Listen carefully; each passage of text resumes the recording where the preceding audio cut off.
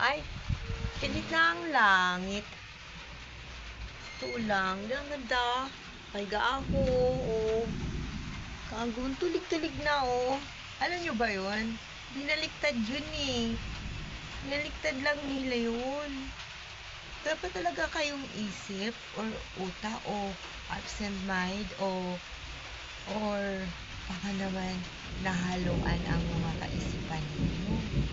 Di ba meron tayong pagtanim ngayon ng kaisipan ng iba? Ha? Baka naman na-change na inyong isip. Naka naman. Kasi ako maraming nilagay sa kaisipan ko eh, kung sino-sino. Iniikot lang nila ako sa spiritual. Ano ba na?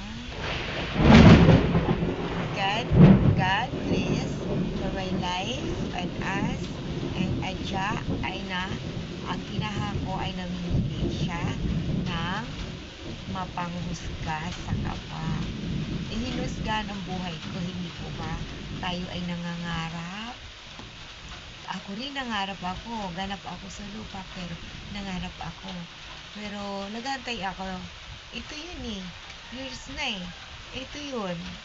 Years na yung may nagpapasalita ng kaisipan. Ito na yun. Ito na yun. Tapos mayroong bad, may nagmumura. Ako yung nagkukulap po.